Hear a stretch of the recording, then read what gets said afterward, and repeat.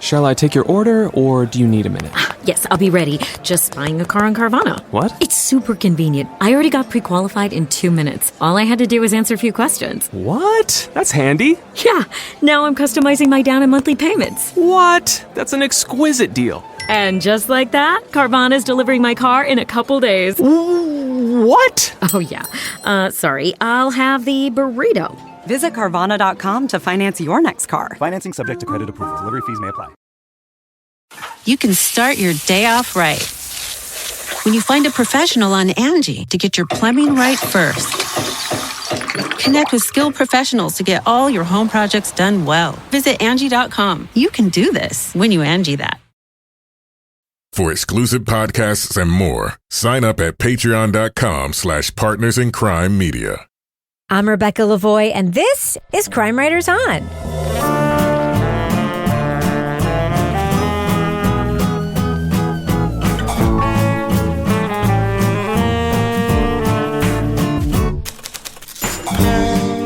Crime Writers On is the original true crime review podcast that digs into true crime, pop culture, other podcasts. And on this episode, a Canadian woman is accused of murdering the husband who abused her for 30 years. Did her punishment fit the crime? We'll talk about the podcast In Her Defense from the Globe and Mail. Joining me to get that done and more is true crime author, TV journalist, and host of the These Are Their Stories podcast, my husband and love of my life, Kevin Flynn. Hello, Kevin. Thanks for having me back on the podcast, Rebecca. Listen, every week I debate who are going to be the guests this week. Who? And every week I say, oh, fuck, it's got to be Kevin again because he lives here. Funny. Rebecca, what are you doing down in the basement? And if I don't have him, his feelings are going to be hurt. It's going to be a whole thing. He's going to be all sullen when we go to bed. Yeah. When he does the laundry, he's just going to leave it in the baskets all week and not fold it. Oh, wait, you're going to do that anyway. Doesn't matter. So anyway, also with us. That really hurts. It stings. It's true, though. I think it was called for. But True, though. Also with us, guys, there's 2 baskets upstairs, like right above our head right now. Are there not? Why is that my responsibility? I mean, it's both of us. Last night, I was literally like, Kevin, we're terrible Why am I people. the only person in this house who knows how to load the dishwasher the right way? It's got all these things. I know where all the different size plates go. Rebecca fills it like she's a fucking 7-year-old. Yeah. Just throw shit in there and guess put what? this up. You're in your castle, man.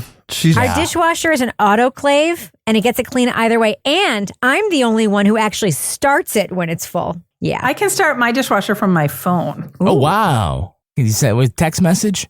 Yeah. I say start. Ooh. It's like one of those soap emojis. Ooh, and it just goes, it's very exciting. Yeah. Well, also with us is you, our private investigator, certified pet detective, resident cat lady, author of the Piper Green series of cozy mysteries, and appliance whisperer, Laura Bricker. Hello, Laura. Hello, Rebecca. I wouldn't say I'm an appliance whisperer, given that I still have no stove, but I do know how to make the dishwasher work. So very exciting. You had problems hooking the piping, the water distribution up with that, but you got the Wi-Fi working. Yes, because once I had the guy come to help me get it hooked up, you can't turn it on until you download an app on your phone and connect your dishwasher to Wi-Fi. So figure. Can you run it without the app? I turn it on without the app now. I don't want to jinx it. I really don't know. But for those who have been following Stovegate, I have finally been given a credit, and I will be getting a new 4 times more expensive stove than I originally purchased. You'll be happier with it. That's how they do it. Will. Yeah. Yeah. Yes. I'll say our washer and dryer has a function that's like smart. We've had it for 6 years, and I was just like, yeah, fuck it, that's too complicated. I don't want to learn. No, it doesn't work. Actually, I've tried. It says you can run it by Wi-Fi, except this model. Yeah. Oh, I thought I had to do some like Sears bullshit. Yeah. Who knows? Anyway, and finally, our resident Doubting Thomas, the author of the City Trilogy of novels, host of Strange Arrivals, and our Patreon Deep Dive Book Club podcast host, Toby Ball. Hello, Toby. Hello, Rebecca. Toby, what's your favorite appliance that you have in your house? My favorite appliance? Yeah. It's got to be the coffee maker. Nice. Feels like the most indispensable. This is relevant to your episode of OPP, yes, which people should tune in for on the Grab Bag Collab Network from our friends Amber Hunt and Daisy Egan and Amanda Rossman. This comes up, your expertise in appliances, I will say. Yeah, people might not realize that about me. Yeah, you've got a little expertise in appliances. So can you come help me with some of my appliances then, Toby, when I'm hooking up new ones that I get? No, people are right when they don't realize that, as I'm not very good at appliances. So I went to Laura's condo, guys. I've seen it. Did you know that? I've been there too. I've been in the inner sanctum. Kevin, have you been in the inner sanctum? No, I haven't been there yet. No. Yeah, Laura has quite the cushy little pad over there at Exeter, New Hampshire. Yeah. Quite the cushy pad. It will be super cushy when my new fancy schmancy stove comes and I have a great dinner party when I can cook again. Ooh, yes, sure. Officially. Yeah, being able to eat there, it's nice. And when Kevin comes over, you should have him put those new lights over your dining room table because that's something he knows how to do. Oh, Gary, my lovely electrician, is coming back, so he's going to do that. But Kevin can sit in my massage chair from Bob's Discount Furniture. Yeah. A discount massage chair. What could possibly go wrong? Absolutely nothing. Let me just lean my neck all the way back into these massaging it's just like metal. This is like one of those like backward state death chambers where like something is definitely going to go wrong when you sit in the electrified chair from Bob's Discount Furniture. And you strap me in. Have a priest sit next to me while you turn it on. There's a witness. Any last words for this? It's next to the fireplace. So, I mean, there is like a double hazard there, but it's all good. Yeah. All right. So, Kevin, this is obviously Thursday's podcast. Yeah. What is coming up on Monday's show? On Monday, we're going to be talking about the Netflix documentary series American Nightmare. All right. I'm looking forward to talking about that one. No, it was really interesting. I will say the title does not tell you anything about what it is. That sounds scary. Am I going to be frightened by this? No. No. I'm telling you, the title. Remember a couple weeks on the after show we were talking about titles? Yeah. This is one of those. It could have been titled differently. Okay. Because it sounds like a horror movie, like Texas Chainsaw Massacre or something. It tells you nothing. No. It could be like buying a shitty house, or it could mean like, you know, you and your family getting sawed up. It's neither one of those things. In my opinion, it's like maybe they had to put it out and they were like, crap, we forgot to give this a title. They just started brainstorming. Yeah. A whole bunch of words, and American and Nightmare happen to be next to each other on like the whiteboard. We're like, oh, they that's asked good. AI to create a title. Yeah. Now. Oh. Yeah, don't look it up, Laura. You don't want to be spoiled. I want to be surprised when I turn it on and there's no chainsaws. I'll tell you, I didn't know anything about the story, and when I started watching it, there were some twists. I was very surprised. Yeah, don't spoil yourself. Don't spoil seriously, yourself. This is one you don't want to be spoiled when you watch. It's pretty twisty. Okay, Kevin, I really want to talk about the thing we're talking about right now. So should we just get right into it? Let's do it. After all of that, should we just get right into it? Let's do it. All right, guys, I think we should take the room down a little bit because this one's a little bit dark. So I'm just going to say this. Leading off, let's drop that first clip right now. I think we don't know where the father is. He went to cut hay this morning, and his gun is gone, and his wallet's here, and the car's gone. We don't know where he is. Oh. What do you think happened? Well, I think, obviously, he thinks he killed himself, right? What else is anyone going to think? After missing for 6 years, Miles Naslund was discovered at the bottom of an Alberta pond, his body welded inside a metal toolbox. Police arrested his wife, Helen, who said she shot him in 2011 while he slept after enduring 3 decades of abuse. Do you remember becoming aware or fearing that he could kill you? Yeah, I think I had that feeling right from the start that he could, yes. But the full extent of her son's involvement in the killing remains murky. And Helen's sentence was much harsher than that of other Canadian women who've used the battered woman defense. How can you say there were other options? Do you not know about the plight of rural women escaping male violence against women? Do you not know about battered women syndrome? Have you not looked at the case law? You've been a judge for decades. From the Globe and Mail comes the podcast In Her Defense. Host Jana G. Pruden recounts Helen Naslund's case through jailhouse interviews and commentary from friends, children, and legal experts. Did the courts fully take into account the 30 years of domestic violence she endured at the hands of her shooting victim? And is she protecting any family members who may have played a larger role in the killing and cover-up? Spoiler alert, we are going to be talking about plot points from In Her Defense, So if you want to remain spoiler-free, go to the estimated time code in our show notes for our thumbs up or thumbs down reviews. So Kevin, they do have a lot of sources in this podcast, right? Yeah, I think it's great they have as many voices as they do. We get Helen with these jailhouse interviews, and we get at least one of her sons and some other people. This podcast originated as a long-form newspaper article for the Globe and Mail. I think there really was, a lot of good news gathering, but I don't think there's a lot of storytelling here. I mean, there are advantages of this medium versus print, a little more intimate, a little more emotional, perhaps. And I feel like it sounds like a long-form magazine article. It doesn't really sound like a podcast to me. So I think that's sort of part of my problem with it is they've got good sourcing, good, raw material. I'm not really crazy about what the final product was. So Toby, you sent me a note and you talked about how this case is a case of an illustration of abuse. Like, what did you mean by that when you sent me that note?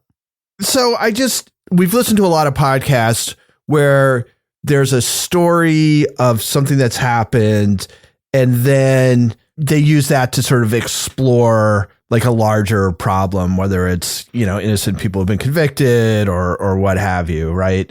And this one seems more like it's a podcast about an issue and that this story is used to kind of access that issue, but it's the issue seems to be the big thing rather than this particular case, which is not to diminish the case. And I'm not necessarily saying this is a criticism, but it is something I noticed is that it feels as though, at least for me, I came away from it with a pretty good understanding of why within the Canadian legal system, these situations with domestically abused women murdering their abuser, how that's been handled, some of the court cases, all this stuff. And the actual case that happened, it's a good sort of illustration of how women are just at this horrendous sort of legal disadvantage in these instances, and how that can kind of play out. And in this case, it's extreme domestic violence. I don't know how unusual it is, but certainly the way she was treated by the court system seems as though it's kind of unusual for sort of modern days. Yeah. So I just want to make it clear to our audience that when we are talking about a story like this, we're talking about the media around the story and we're talking about the story. But in terms of the media around the story, I just want to say it is impossible for me to not compare this podcast with the incredibly great podcast Believe Her, which was, I believe, Kevin, your number one podcast from 2 years ago. Yeah, and it was number two, I believe, for me. It is one of the best podcasts I have ever heard. And it is about a victim of domestic violence who also killed her domestic partner and was also convicted of his murder.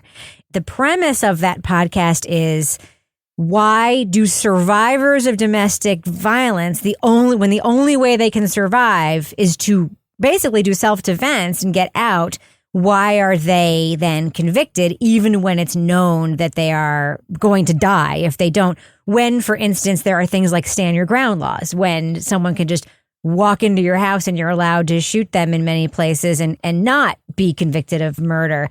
And so there was a big premise there. But also that story was told in such an incredibly engaging way that you couldn't wait to hear the next episode. It was so grim and it was so dark, but it was just so engaging and the voices were so engaging and the host was so present, and they had gone back to sort of retell a story that had already been told in an article, which was such an amazing trick of journalism.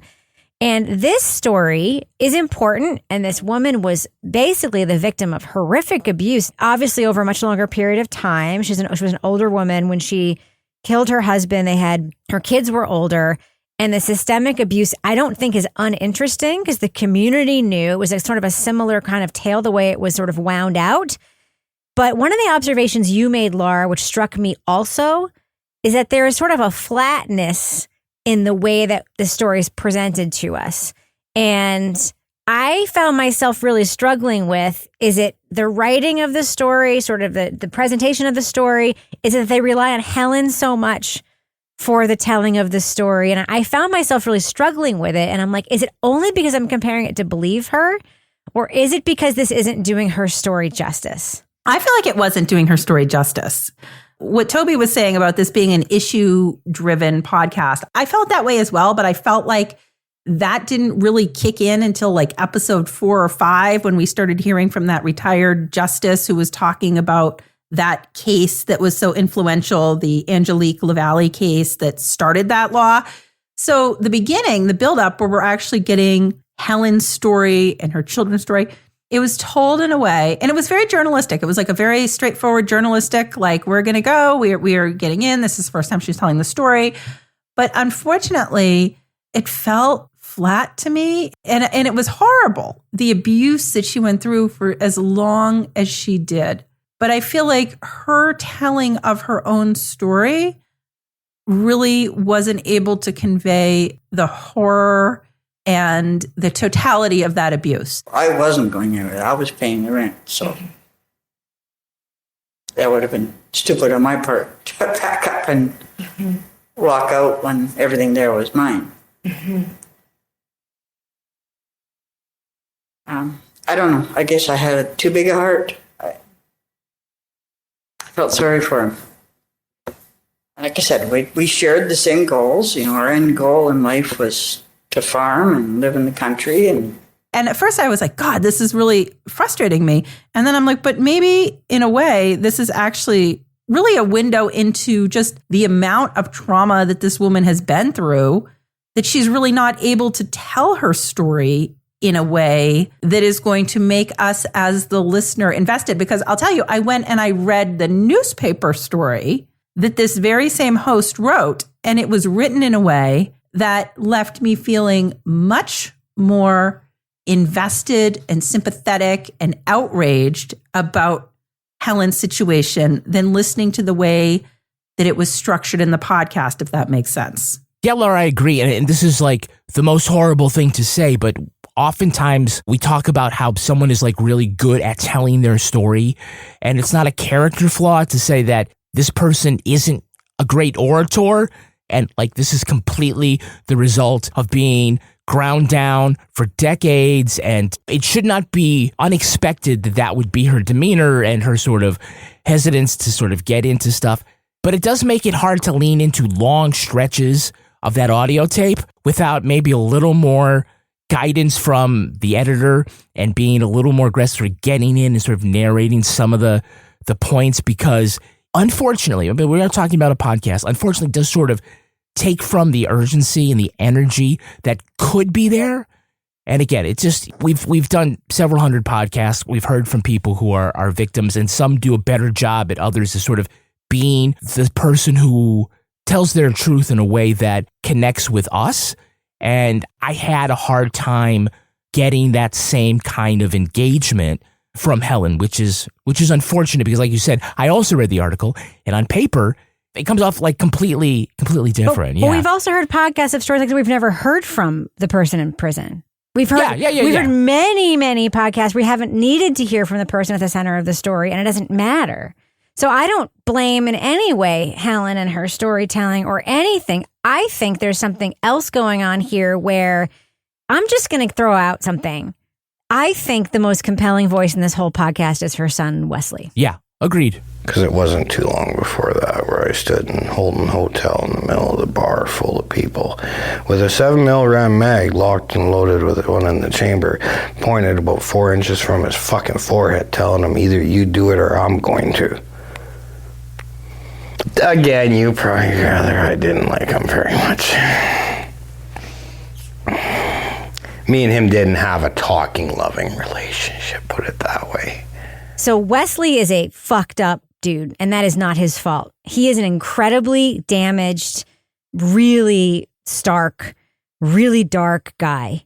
And he has a lot to say about what his mother may or may not have done, what his brothers may or may not have done, and where he is as a result of this situation.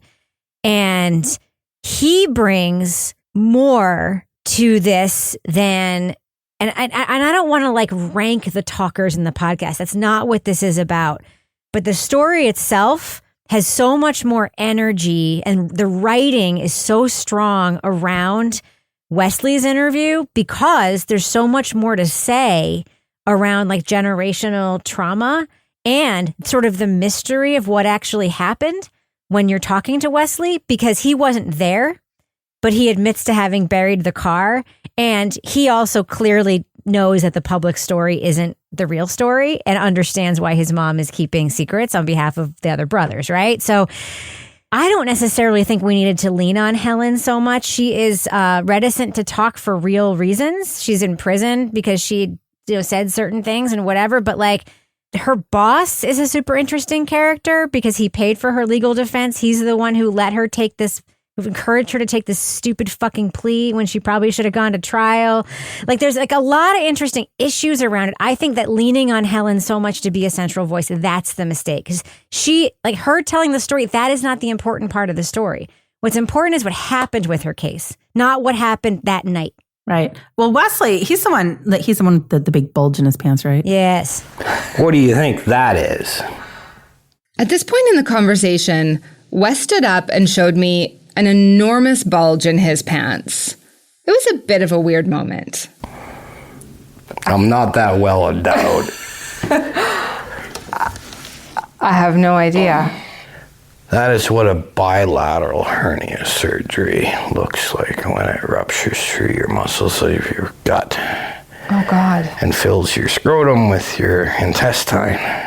Boy, if ever there was somebody that is an example, like you said, Rebecca, of the lasting impact of trauma, this guy is it. And it was clear just the way that he was even talking was just fascinating. But he's also intentionally unlikable. Like when he's talking to you, he's basically daring you to not like him. He wants to prove to you that he's bad and he's irredeemable. And it's really a defense mechanism.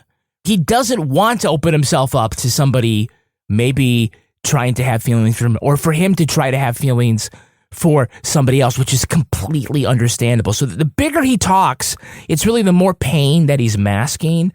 But I tell you, just listening to him talk was like really, really fascinating. Agreed. Don't you think so, Toby? Yeah, I guess I don't really agree with any of you guys about Helen. I thought she was super compelling. I mean, she's not like an orator or anything, but her description of her life and sort of the details that she picked out about her day to day, like she talks about how he abused pigs to the point where they wouldn't be able to sell them for food.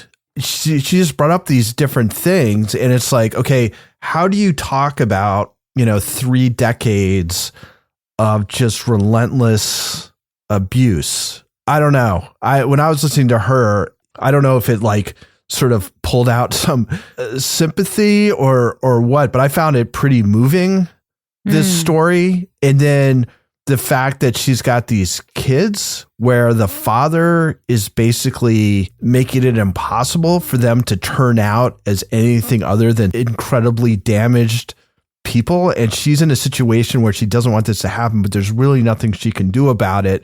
And then when she does try and do something about it, like goes and sees a therapist, she's like, oh, I'll go with you to the therapist, and sees what's going on. It's like, you're never going again. So it's like the hopelessness of her situation was so clear in a way that I think was important for people to understand. So when they talk about the murder, like there's no question that there was nothing else for her to do, right? She lays out a rationale that I think any person listening would be like, yeah, there is no other way out. He's already ruined all your lives. And it's just a matter of if he's actually going to kill you. He was out on the other side of that door with a gun. It was, and I felt bad. Like my biggest fear was I hadn't have the kids with me. I were told, just if I ever tried it and ever did get away, he would hunt me down and the kids, and we would all die. Literally dispose of the kids while I could see it, and then I would go. I found her story to be about as depressing as it gets. But I think letting her talk her way through it, I found it very affecting. But I realize I'm the minority on that. No. It's and I think that's completely valid. There is something too about when she talks about the period of time where she was free after he was dead and she went back to like rodeoing I know. and working and having fun. Like that also was very effective. I actually agree with that. That part was very effective. Yeah, I think it's okay that, we disagree on like whether that was well produced. I think we all agree that our podcasts are well produced on Patreon. Oh, what a smooth transition, Kevin. Yeah, and and we might disagree about whether that was a classy way of doing that. It wasn't. It wasn't. No one disagrees with that. Wasn't the classy, Kevin. Kevin, you're not a class act, but we love you anyway. Oh, thanks anyway. Okay, so you can get episodes of Crime Writers on early and ad-free.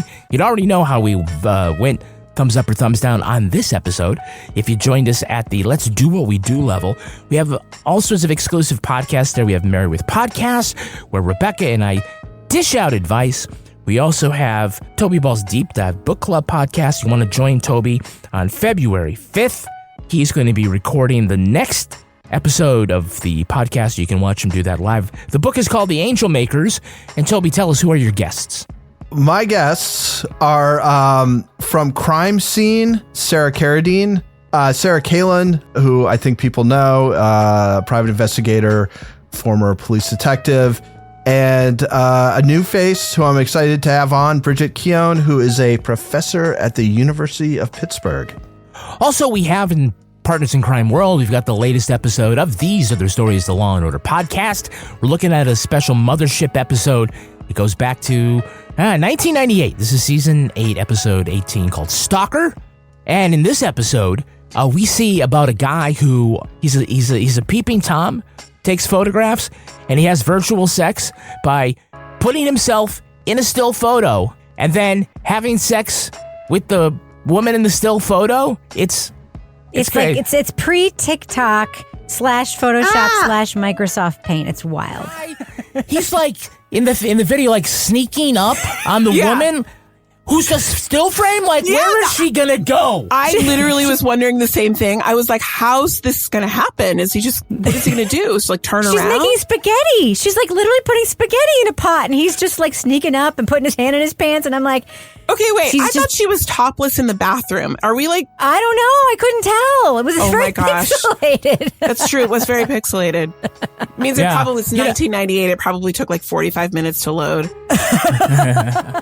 Sounds like a banger. It is. Yeah. And our guest was incredible for the episode. Yes. So, Kevin, before we end the business section, do we have any Patreon patron saints of the week this week?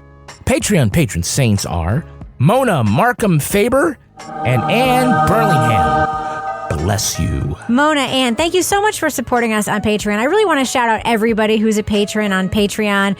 And those of you who are thinking about it, I really want to encourage you to give it a try. It is really fun back there. We do some great stuff.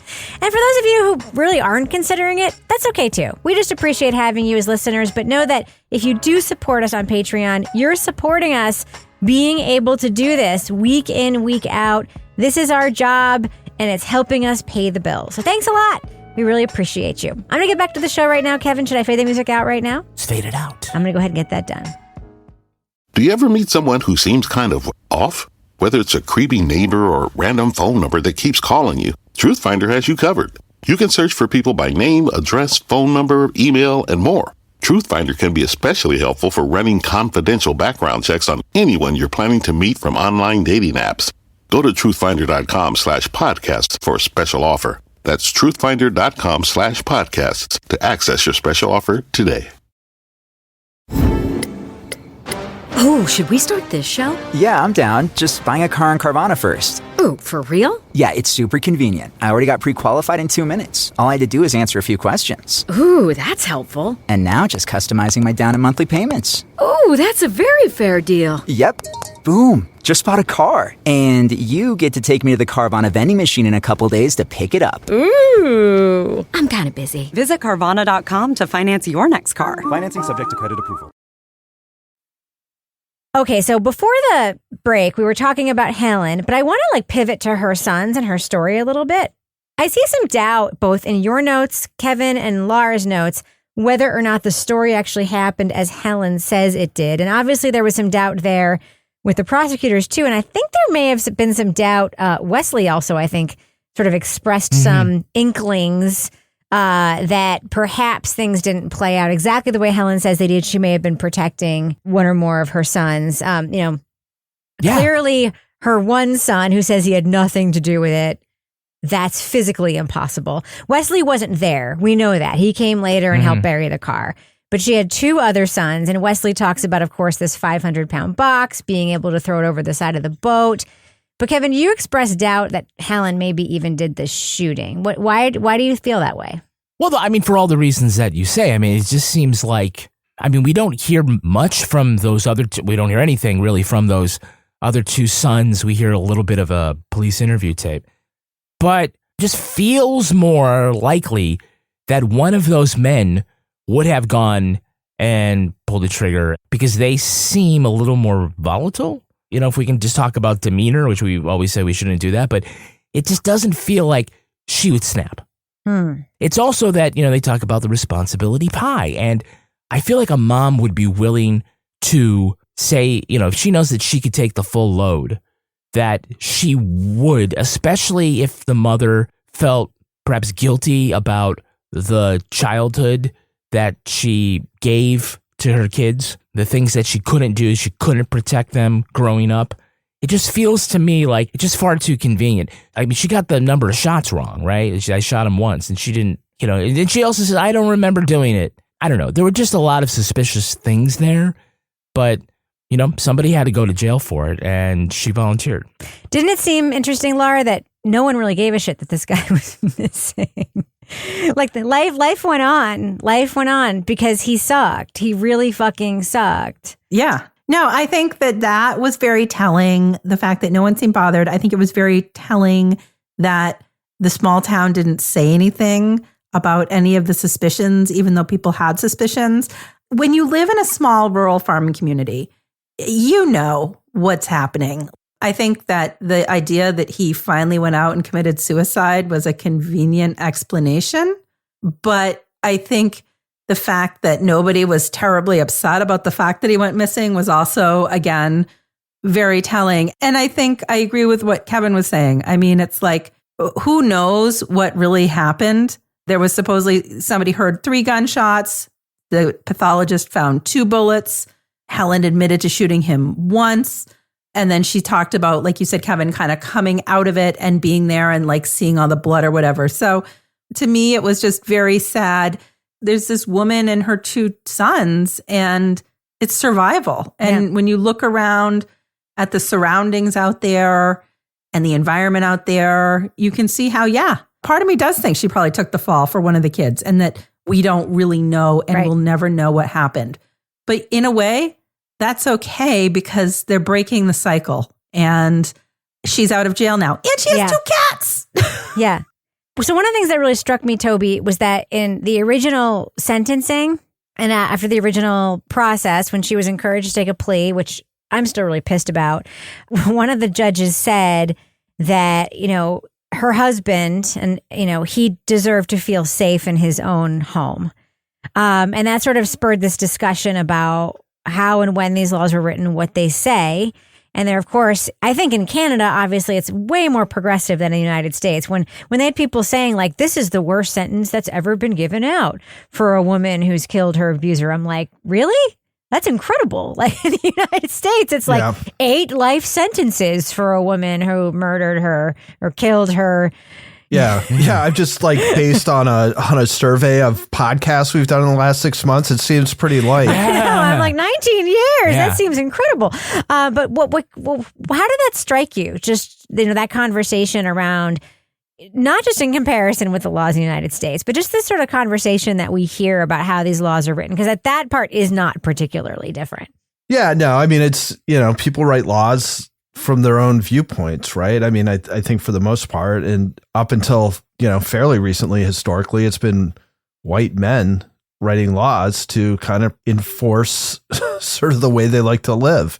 So I do think between that and between these gender norms that we subscribe to, they talk about that in sort of the same discussion or one that's sort of adjacent to it, about like men are sort of inherently violent, and sometimes if they kill their wife, it's because they got carried away doing something that was natural for them. Whereas women who kill men, like that's sort of going against the way their gender is. So that's somehow like worse or harder to explain. So yeah, I mean, they talk about the concept of a man's home is his castle, and the woman is kind of left out of that equation. And certainly this fucking judge, it's just like he has a right to feel safe in his home. Like after he has made everybody else in his home, like not just feel unsafe, but actually physically and mentally be unsafe for 30 years. It's mind boggling that anybody would be sort of that obtuse to come up with something like that. But I think it does kind of like, I don't think they talk about the age of this guy. And I think there's still people like in our generation who probably feel that way, but it does speak to a sort of like an older mindset about sort of the place of different people in society. And, in Miles, in this sort of very generic way, by being a white man, gets those sort of privileges in a way that he A, doesn't deserve, and B, lends itself to severe consequences for the people around him. Yeah, Toby, to your point there, one of the things I learned was about sort of the patriarchal origin of like self-defense laws, where the assumption was when these kinds of things were crafted, it would be between two men, so two people who are presumably physically equal. And so when you're talking about, like the duty to retreat and all these other things there, the way the law envisions this incident, it's like two dudes, right? And it doesn't account for this physical and other kind of different power dynamic in regards to many heterosexual partners. In this case, Miles is like 6 feet tall and Helen is like 5 feet tall. And it's like, oh, okay, now I see like sort of where that, why these laws are sort of, they presume that this is the case and there's a duty to retreat and all that other stuff, but it's not one size fits all on what self-defense is. See, here's what I heard. That these laws were written that it's worse than that you kill your male partner because you're also killing the king. The king, yes. That's literally what they said. Well, it's because they call it treason. Yeah, it's a minor treason. You might kill your wife because, sometimes she's a fucking pain in the ass and deserves it. But you kill your husband, you're killing the king and you're committing treason. Like that's the basis of the law. Can you start calling me king? No. Shit. That's like some Magna Carta type stuff. Go ahead, Laura. Well, I was going to say, and then piggybacking on that, the way that her case was handled at court was absolute fucking bullshit. It was. With her lawyer who's like, I acknowledge there's difficulties in the home, makes no argument like at all about battered woman defense. Difficulties in the home. I'm like, fuck you. And then there's no victim impact statements. Helen doesn't speak. Like, as somebody that works in the court system and works in the field of criminal defense, to hear a case like this where there is so much evidence of what was happening in that home from the neighbors, from the people in the community, from the people themselves, and have none of that at all brought up, and this woman just taking this 18 years in prison because that's better than what other things you're going to get. Like, oh my God, that made me wild. So, Kevin, tell us who our next sponsor is. Next sponsor is HelloFresh. Hello. Yeah, whether your 2024 resolution it's still 2024, right? You still have to have your resolutions. Heck gone, yeah. Right? Yeah, so aim high. Whether you wanted to save money, eat better, or stress less, HelloFresh is here to help you do all three. Okay, now I know like every time we got to talk a little bit about the things that we've done and we cooked on HelloFresh and it's fantastic and the 45 different recipes. I'm just cutting right to the offer. All right. Because this is amazing. We talk about it that if you sign up with HelloFresh now, you get breakfast free for life. Life. Okay, maybe not exactly your life, but the life of the subscription. It's incredible. And this is like, of course we know HelloFresh has great fast meals, all different kinds of varieties for dinner. Delicious. But how many of us just do not think about a hot breakfast? I think about it on the weekends, but I don't have the time or like the energy to make it and get all the ingredients together. But with HelloFresh, it's so easy. Yeah, this is great because instead of just getting cereal, how about like giving your family waffles Yes, or scones. or, cold brew. Don't give it to the little kid, but you know what I'm saying, Yes, right? it's incredible. So this is a fantastic way, again, of expanding the things that you make. And of course, making it special. Yeah. So basically you could say maybe you're buying the breakfast and you get all the other meals for free. Yes. You got to do you in your head, right? So go to HelloFresh.com/crime-free. Crime-free. And use code CRIME-FREE. Crime-free. For free breakfast for life. One breakfast item per box while your subscription is active. I think we just covered that. That's free breakfast for life at HelloFresh.com/crime-free. Crime-free. With code CRIME-FREE. Crime-free. HelloFresh, America's #1 meal kit. Do you ever meet someone who seems kind of off?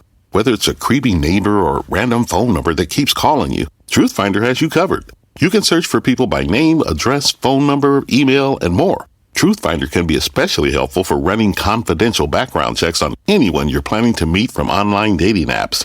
Go to truthfinder.com/podcasts for a special offer. That's truthfinder.com/podcasts to access your special offer today. Oh, should we start this show? Yeah, I'm down. Just buying a car on Carvana first. Ooh, for real? Yeah, it's super convenient. I already got pre-qualified in 2 minutes. All I had to do is answer a few questions. Ooh, that's helpful. And now just customizing my down and monthly payments. Ooh, that's a very fair deal. Yep. Boom. Just bought a car. And you get to take me to the Carvana vending machine in a couple days to pick it up. Ooh. I'm kind of busy. Visit Carvana.com to finance your next car. Financing subject to credit approval. Okay, let's do what we do. Let's let our listeners know, should they check out the podcast In Her Defense? Laura Bricker, what do you think? Thumbs up or thumbs down for In Her Defense? So I'm going to go mild thumbs up on this because I think that this story and the battered woman defense and the background on how that is handled in Canada is very interesting. I think for me, the reason I'm not going like enthusiastic thumbs up is that I feel like the storytelling, it was almost like a magazine article put into a podcast, but put into a podcast in a way that for me, parts of it lost the impact and weren't as compelling as they could have been. And when I read the actual print version of this story, it was very compelling. So I think it just, some parts of this didn't carry over well in the way they were translated in the podcast. But overall, I mean, I think this case and what happened to Helen and her children and their journey through the court system and her path to prison in this case were absolutely rage-inducing.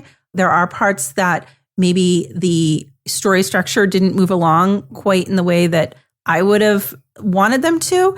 But overall, I think that this was a story that we needed to hear about. So mild thumbs up. Toy Ball, what do you think? Thumbs up or thumbs down for In Her Defense?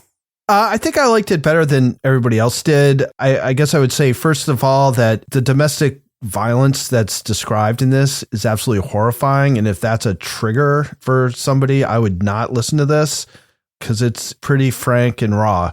That being said, it's a rough listen in that you get this picture painted from the very people's mouths that of this very abusive, claustrophobic, no way out situation that leads to the murder of the abuser. I think it just does such a great job of sort of describing a situation in which there is no other way out. I found that very compelling. You know, the structural issues, there is this kind of, you know, you get this story and then there's almost like kind of a break where you get a whole bunch of background stuff, which is also interesting. It's maybe not like the most elegant structure for something. It didn't really bother me a whole lot. I found all the parts interesting enough that didn't bother me. We talked a little bit about how it's sort of a piece with Believe Her, which was a great podcast from 2 years ago, a year and a half ago. And maybe it's lacking a little bit compared to that, but on its own, I found parts of this very moving. I think the story gets across, man. Like, I understood the imperatives that were going on and decisions that were made and the way in which the legal system like really failed these people. So I guess I give it a strong thumbs up, and that's my review. Kevin Flynn. I'm going thumbs sideways. I think that they got like a lot of great people here to interview. I think it could have had maybe a heavier hand in the editing to maybe achieve a different kind of effect than you get from a straight magazine or print article. I don't know. Did anybody else like discover the Marvel movie secret scene at the end of the credits for the last episode? No.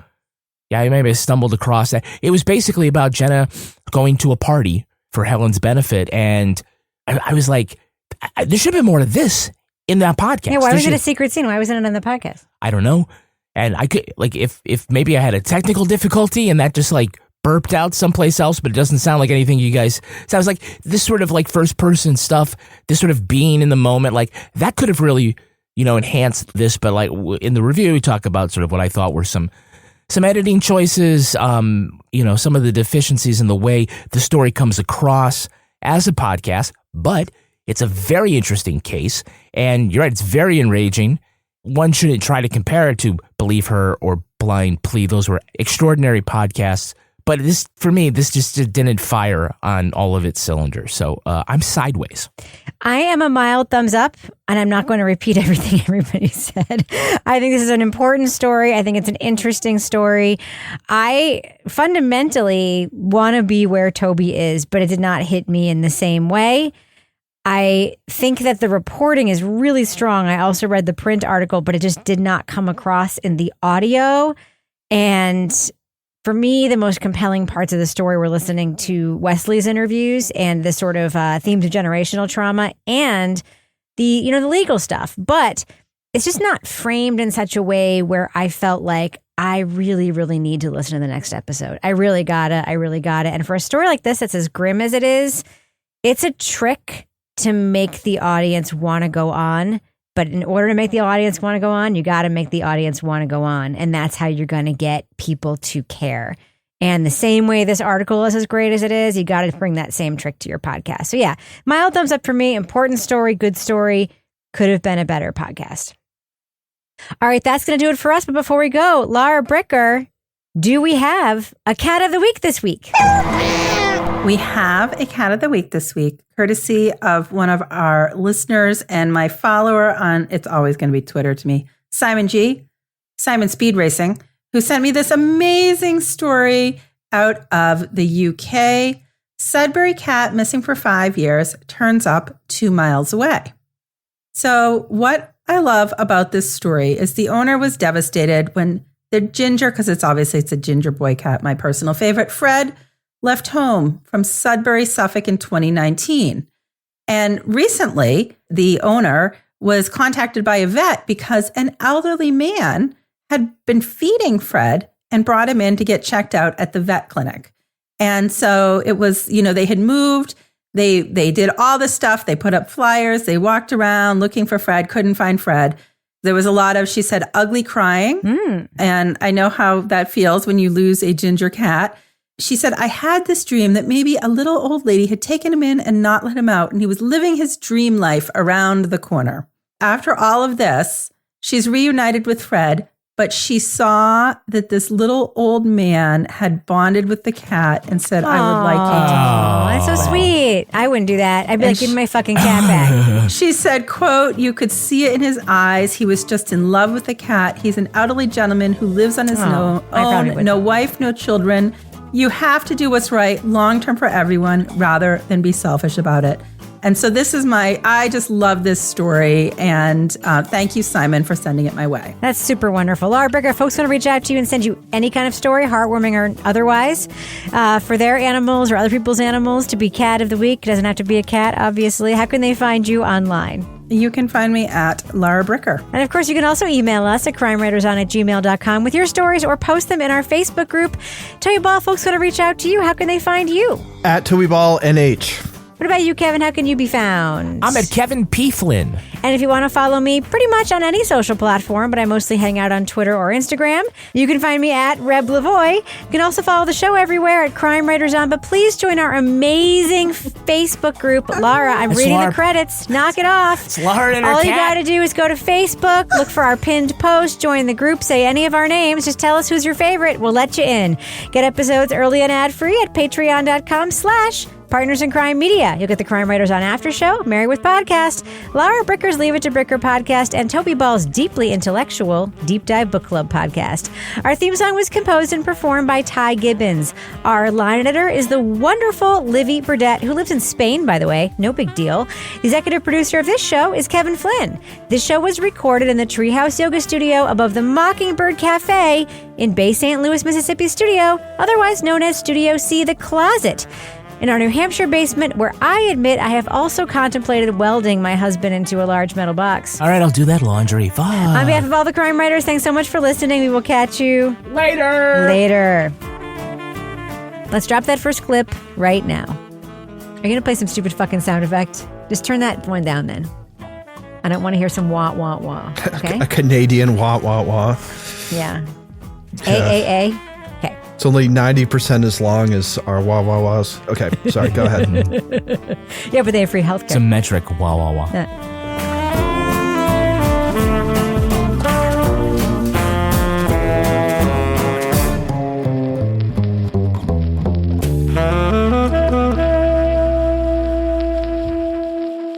Partners in Crime Media. You can start your day off right when you find a professional on Angie to get your plumbing right first. Connect with skilled professionals to get all your home projects done well. Visit Angie.com. You can do this when you Angie that.